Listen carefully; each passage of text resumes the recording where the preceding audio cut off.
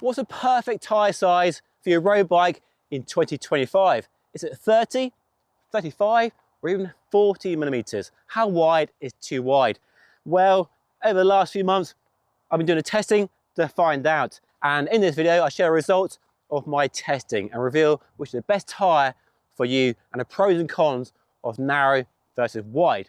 This video is not sponsored by Pirelli at all, but the video does have an actual sponsor, InGamba, but more on them later. So I'm going to share the results of my long-term testing in a variety of conditions on my local roads here in the Cotswolds. Not always sunny like this, that's for sure. Lots of rain and lots of crappy conditions. But first, I've laid out a nice test track to do a power meter comparison of the tyres at two different speeds, 30 and 35 kilometers per hour, to see what the power difference is between 30, 35 and 40. So a very simple setup, nice flat route, fairly short, so I can do repeated runs very easily and not tire myself out. And to minimise the variables as much as I can, I'm doing the testing in the same 2-hour window, so the temperature, wind speed, humidity, pressure and wind direction are the same, and on the same bike with the same wheels and adopting the same position in the hoods.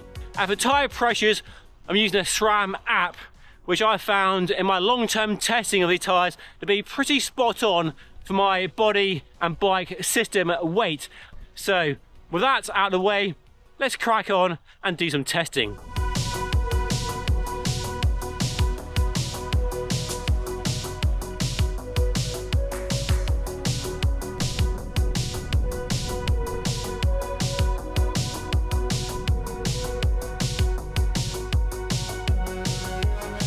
Right, testing done. Back to the studio to crunch some numbers. And it goes without saying that testing in the real world is very tricky. So I'm not saying this is a gold standard of data at all. Testing in a wind tunnel on an efficiency rig is the best way to get actual proper data. But for me, I like testing in the real world because it's testing you can do at home yourself. Find a nice route, nice flat road, and make some changes to your bike and see what impact that has on your performance using a power meter as a sort of measuring device. So let me share the results of the actual test, and I'll put the numbers on screen just here somewhere so you can see for yourself what the difference is. And unsurprisingly, the bigger tyre, the 40 tyre, which is this one here, requires more power than both the 35 and the 30. And the 35, that one I think, requires more power than the 30. But the margins are all pretty small. There's not a lot in it. So you could look at that data and think, yeah, the 40 or 35 is just fine for me based on that data. But let me share my sort of takeaway on riding these three tyres in the long term and some pros and cons. And I'm not trying to say one is better over the other here. I'm trying to help you choose the right tyre for you. Some people I know will choose the 40, the perfect tyre for them. But for many people, the 30 is the right tyre. So as usual, it depends. But pros and cons, let's start with the big tyre, the big jumbo tyre. It feels slow, sluggish, lethargic, it's heavier, it's not as aero as the narrower tyres and does require more power.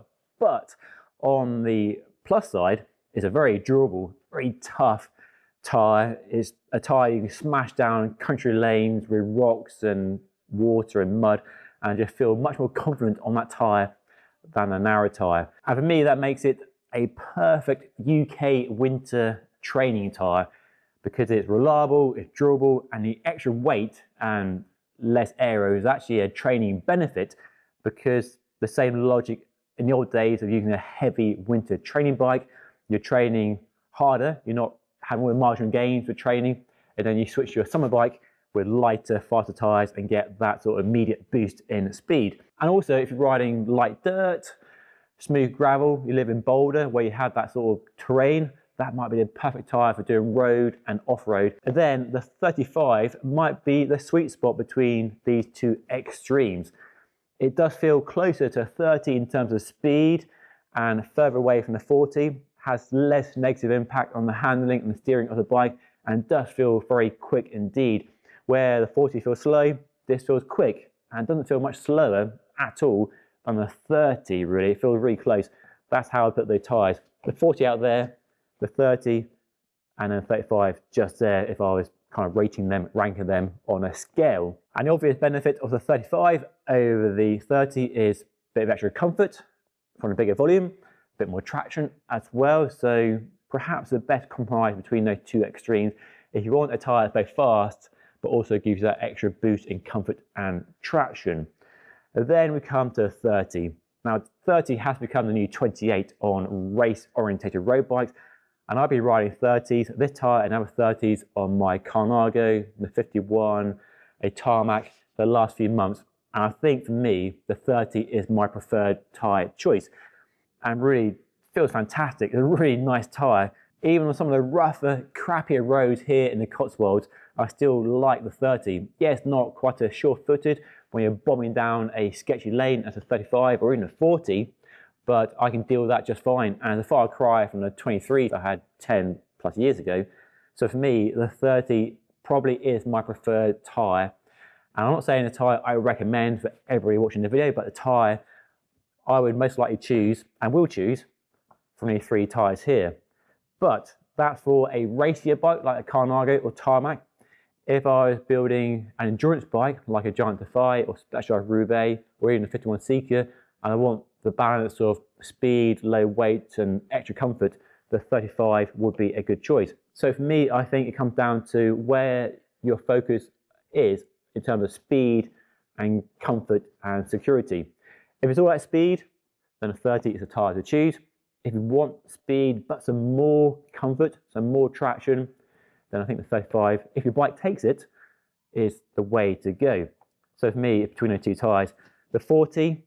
Now, the big caveat here is while the tyres are all essentially the same, they're not actually the same. These two are very similar, but Pirelli says the tread pattern on the 40 is thicker, done on purpose to make it a more durable tyre, which seems a bit crazy given you have the extra volume and tubeless. So it's a shame this isn't an apples to apples comparison in terms of the construction is different. So if these tyres were all made to the same thickness, it would be a fair comparison, but it's not. So we're not just testing tyre width here, but also construction as well. So that is definitely a big red flag for me that a tyre isn't made to the same dimensions as these tyres here, which is a real shame really. So I don't think I'm saying that the 40mm tyre doesn't work. Maybe that this 40mm tyre, the Pirelli, doesn't work. And I know Renhurst do a 40mm slick, and we might see other 40mm slick tyres in the future.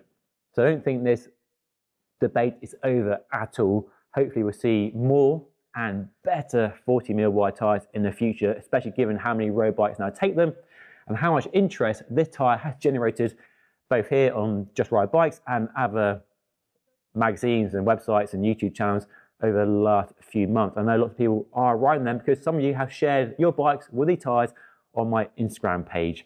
So yeah, very interesting. So for me, I'm sticking with 30s, but really interesting riding 35 and 40. I don't think we're done here yet. I think there is more coming in the 40mm space. So very exciting.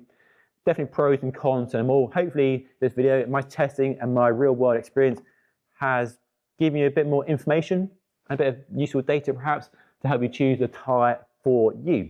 So let me know where you are leaning towards in terms of tyre width right now on your current setup, what you prefer to ride by dropping a comment down below.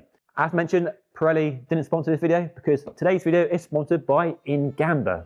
Have you booked a dream cycling holiday this year yet? Well, make sure to check out InGamba. They redefine the perfect cycling week.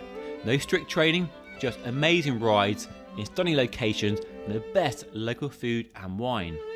Combining pro-level support with luxury comfort, they craft a unique experience you just won't find in a guidebook. This isn't just cycling, it's an adventure. And they have some incredible trips at stunning locations across Europe, from Tuscany to the Algarve. And you ride some of the best World Tour approved equipment, from Pinarello, SRAM, Q36.5 and Vittoria. So make sure to check out the InGamba website down below, put a link in the description of today's video. But that is all. Thank you so much for watching. I'll see you again very soon.